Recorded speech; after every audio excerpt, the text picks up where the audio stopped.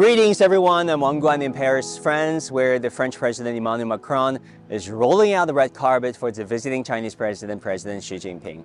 Now it's worth noting that this is President Xi's first visit to Europe in the past 5 years. Now China-France interactions are considered a prototype, a model relations by many scholars among China's interactions with the West.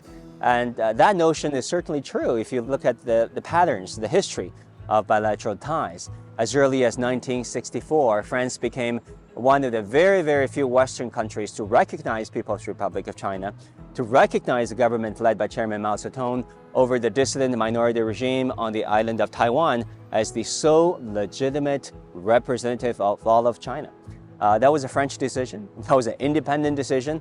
That was arguably strategic autonomy at its best, although such concept was not quite coined back then. So one should really not be surprised when Emmanuel Macron, during his visit to China last year, said Europe should not be America's followers on the question of Taiwan. Now, what is the overall significance of the summit between President Xi and President Macron? I asked that question to Professor Zhang Weiwei, Dean of China Studies Institute at Fudan University. We need a country like France, like China, to show more independence.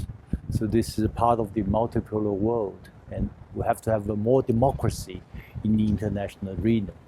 So I think this is important, both for Sino-French relationship and also for Sino-European relationship. Now, bilateral economic and trade relations are another major component of China-France ties.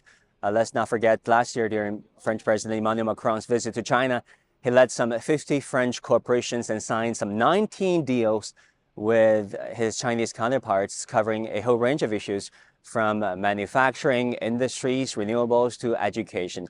So this time hopes are high that the two sides can secure deals that will really improve bilateral economic health and the well-being of people on both sides.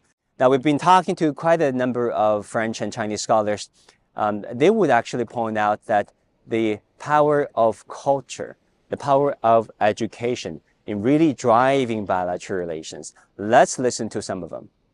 他们非常喜欢中国艺术的，尤其是传统艺术。我来法国，我就把中国艺术就随身就带到法国来了啊。他们看了我画展以后就喜欢中国画，我还做了很多那个中国书画讲座，所以他们都开始想跟我学中国书画，我就教他们了。有的学生跟我画了几十年了，而且我很感动。有些法国人像我，有最老的学生现在87岁，他住在外省，他坐火车到我这儿来上课的。We learned a lot through your speech. Something like 40,000 French students currently actively learning Mandarin. Can you give us, the big picture, the landscape of Chinese learning among the French, especially the youth right now? It's really an important language. In fact, if you look at the general system, Chinese language is on the 5th rank in language at school, just behind English, German, Spanish and Italian. Right. So in fact, it's the first language which is not a European language, which means that a lot of French students, French kids are learning this incredibly rich language from their childhood to their adulthood.